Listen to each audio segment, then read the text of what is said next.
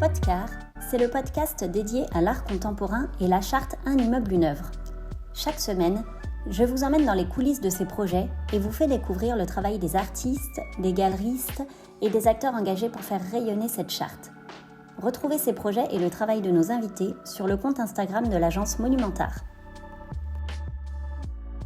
Aujourd'hui, nous avons le plaisir d'accueillir l'artiste Louise Friedman qui nous accueille dans son atelier en Bourgogne. Elle nous parle de son parcours, de ses projets et surtout de ses œuvres, La Fée des Pétales et Forêt Blanche, pour laquelle elle a remporté le prix Un immeuble, une œuvre en 2019 avec Vinci. Bonjour Louise, merci d'avoir accepté mon invitation. Bonjour Marion. Tout d'abord, qui es-tu? Peux-tu nous parler de toi? Alors, je suis Louise Friedman et je vis en Bourgogne. Je travaille la terre, la céramique.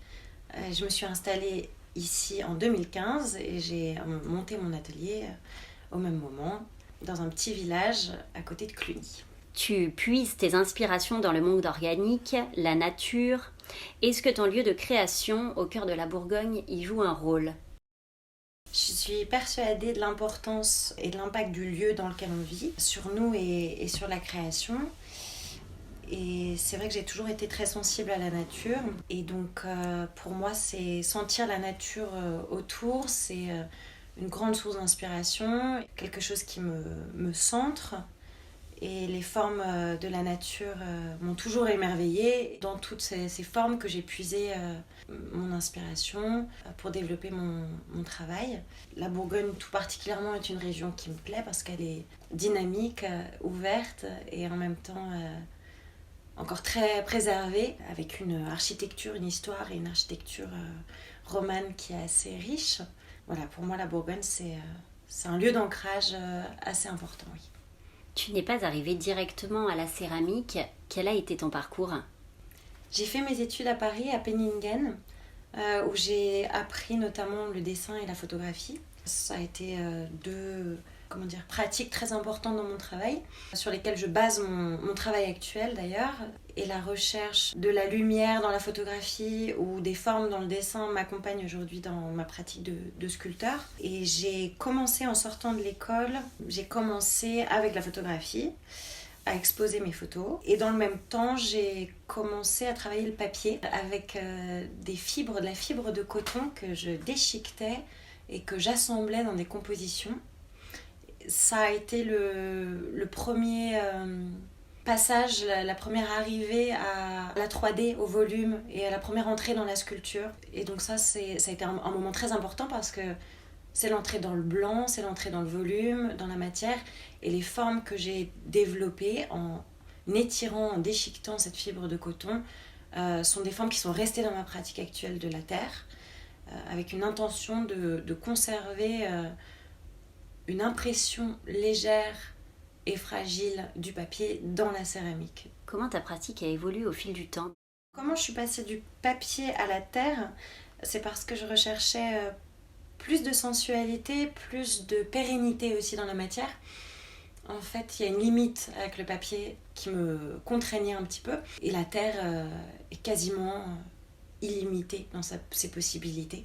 Et j'avais besoin d'un contact plus sensuel aussi, avec une matière plus riche, mettre davantage les mains à la pâte. Donc j'ai conservé dans ma pratique de la terre non seulement des gestes liés à mon expérience du papier, mais aussi un aspect esthétique proche de cette matière, c'est ce que je disais. Et je réalise ainsi des petits éléments que j'appelle pétales ou bulles, que j'assemble pour créer des compositions sous forme de mobiles ou de panneaux de bois enduit ou sur du papier. Et ça, c'est un processus lent et contemplatif que j'ai dans ma pratique. Et par ailleurs, j'ai une autre façon de travailler qui est complètement différente, où j'aborde la terre de façon plus frontale et physique, avec des sculptures de grande envergure. Et dans ce cas, c'est un combat avec la matière, où il y a beaucoup plus de matière, c'est plus léger, ça n'est plus léger, ça devient un processus technique qui est lourd et qui me plaît aussi beaucoup. On est plus dans la sculpture à proprement parler. Et c'est deux façons d'appréhender la matière qui me plaisent.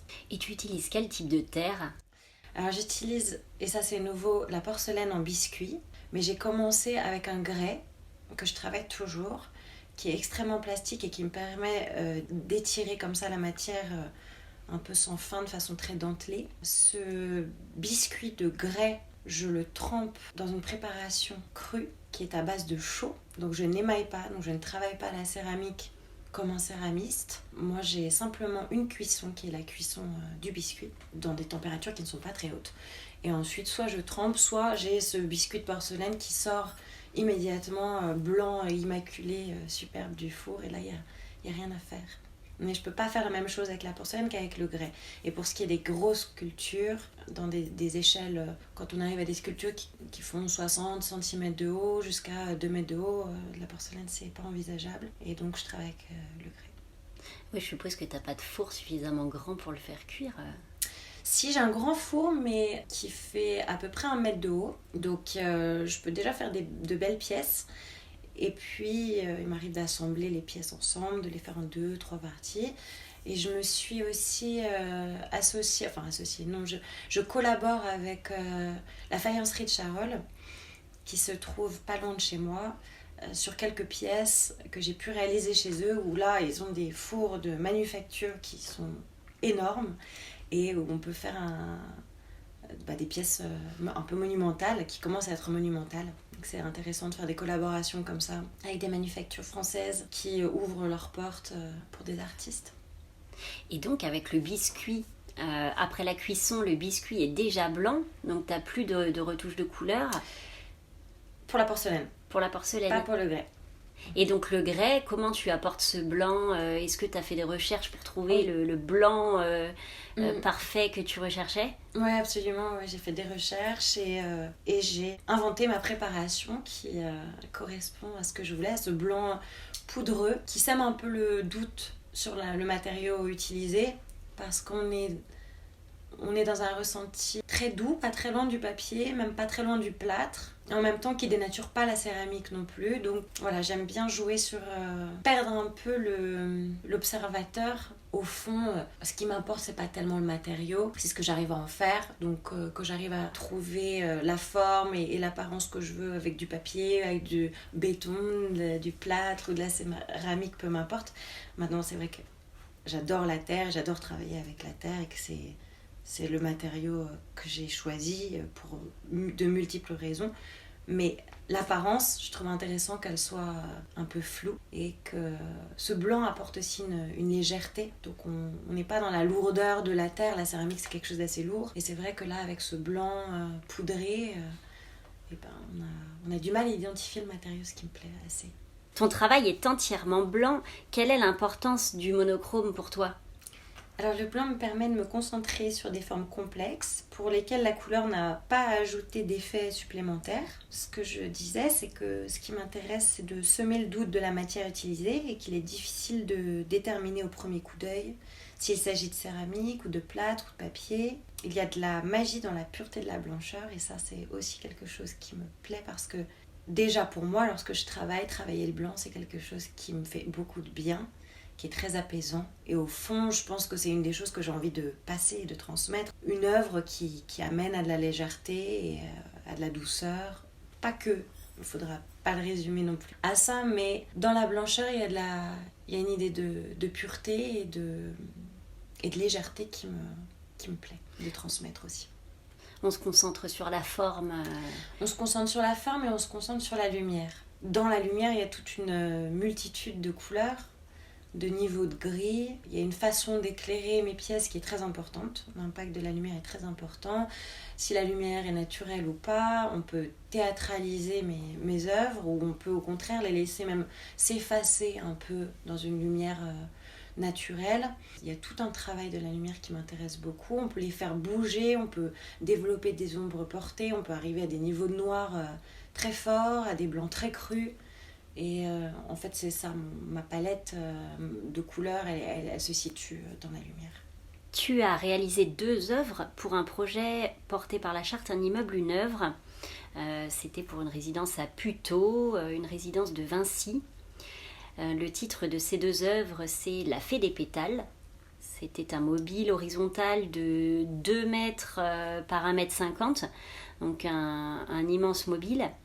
Et la seconde, Forêt blanche, qui était un panneau mural vertical de 75 cm par 170 cm. Comment as-tu abordé ce projet ? Alors j'ai rencontré l'architecte en charge du projet Un immeuble, une œuvre chez Vinci. Et nous avons travaillé ensemble avec son équipe sur le projet de l'immeuble résidentiel de Puteaux. Et ce qui était intéressant, c'était que l'immeuble était en cours de construction, ce qui nous a permis d'aborder le projet de façon à intégrer les œuvres à l'architecture en pensant l'ensemble. Et j'ai trouvé la démarche très intéressante. Au-delà des formes et de la matière, c'est la rencontre entre l'œuvre et son environnement qui m'intéresse, l'interaction entre l'art et l'architecture, et mes sculptures s'incarnent dans un espace avec lequel elles dialoguent, jusqu'à en révéler certains aspects. Ça, c'était quelque chose de très important dans toute la démarche collaborative avec Vinci. Et l'installation artistique provoque un questionnement et offre un nouveau champ d'expérience sensible. Donc c'est une vraie rencontre entre le lieu, le sens du lieu et l'art qu'on décide de faire participer au projet. Donc un travail de collaboration avec l'équipe. Donc là, tu étais un peu au tout début du projet. L'immeuble n'était même pas construit.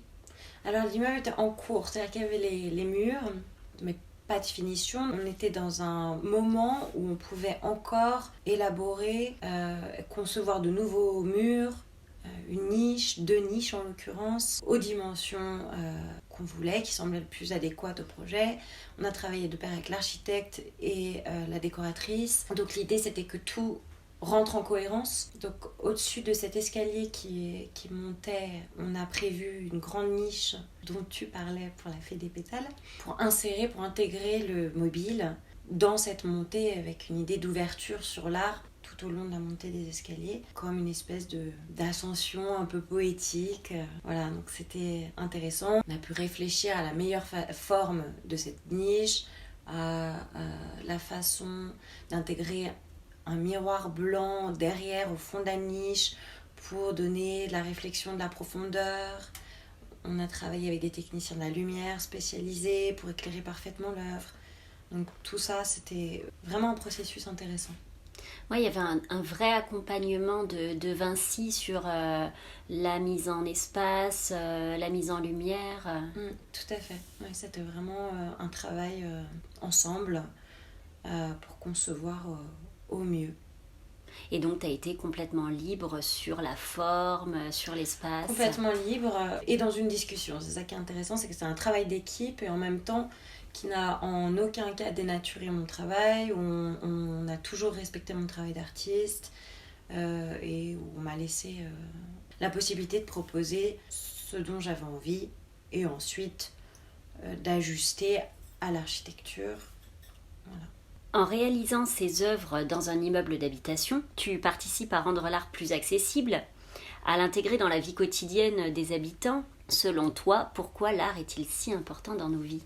Alors, je tiens à créer une relation directe et intime avec le public. C'est quelque chose qui me tient à cœur. Et en lui offrant une vision poétique du monde, en provoquant l'imaginaire, que ce soit aussi bien dans des lieux dédiés à l'art que dans des espaces accessibles à tous.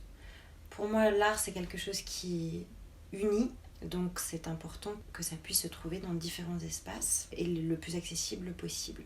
Pourquoi l'art est-il si important dans nos vies ?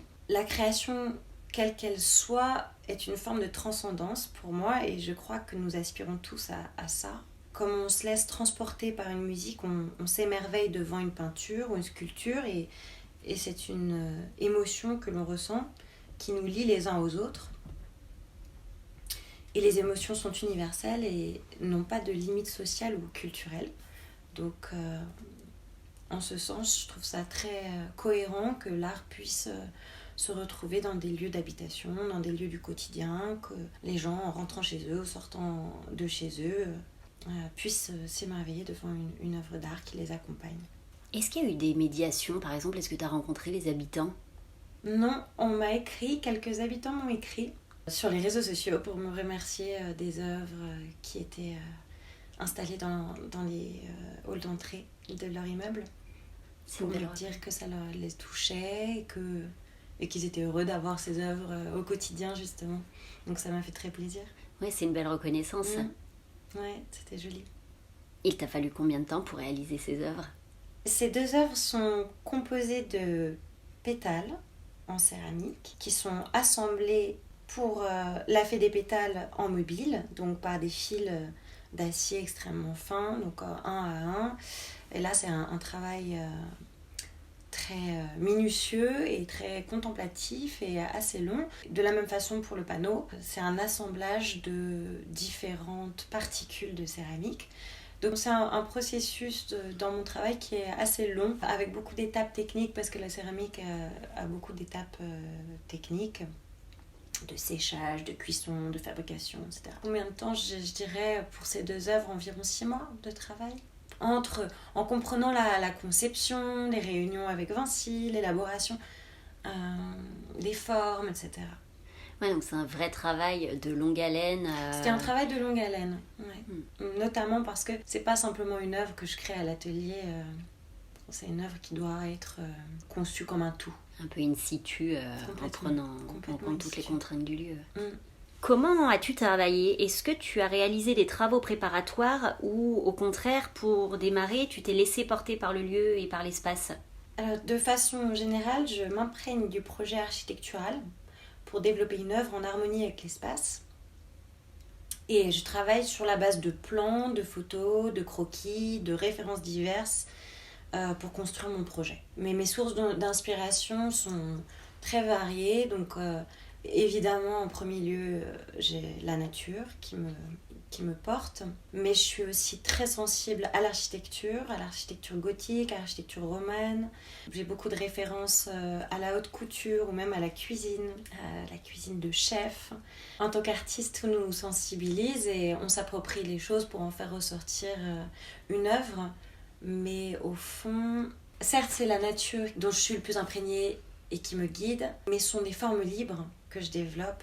Donc je n'essaye pas de copier ou d'imiter la nature. C'est un tout, c'est de l'émotion et c'est tout un ensemble d'inspirations qui sont transmises à travers mes sculptures. Il n'y a pas que la nature et que c'est pas une volonté de réalisme. Plus de... Et d'imiter des formes que tu pourrais retrouver. Voilà, non, c'est plutôt... C'est même difficile de dire ce qui ça, oui, voilà. Puis j'ai un travail vrai. qui est aussi très instinctif. Donc je suis pas dans un travail... Autant certains artistes sont dans une élaboration très intellectualisée ou politisée, autant moi c'est un travail vraiment très sensible où au fond c'est l'instinct qui me guide et j'ai de la terre entre les mains et il y a des formes qui en naissent de façon très naturelle. Et quels sont tes projets en ce moment ? Alors en ce moment, je suis en train de préparer un concours en Chine pour lequel je présente 2 nouvelles pièces. Et j'ai 2 expositions à Paris. Alors par les temps qui courent, c'est un peu compliqué, mais elles sont sur rendez-vous. L'une s'appelle Céramique contemporaine et est présentée par la galerie Lou & Lou. Et c'est une exposition personnelle, avenue Georges V à Paris. Et à quelques pas, l'exposition collective Bing Bing Céramique contemporaine à l'espace culturel Icicle, organisée par les commissaires d'exposition d'Ors. Bon, et puis j'ai plein d'autres projets, mais c'est pas la peine de... Bon, c'est des projets pour des architectes ou des choses comme ça, qui s'inscrivent quand même dans ce processus d'intégration de l'art dans un lieu. Merci beaucoup, Louise. Merci, Marion. Cet épisode est maintenant terminé. S'il vous a plu, n'hésitez pas à le partager avec vos proches et à lui mettre un avis 5 étoiles ou le commenter sur votre plateforme d'écoute préférée. Merci de nous avoir écoutés. On se retrouve la semaine prochaine avec un nouvel invité et à tout de suite sur le compte Instagram de l'agence Monumentart.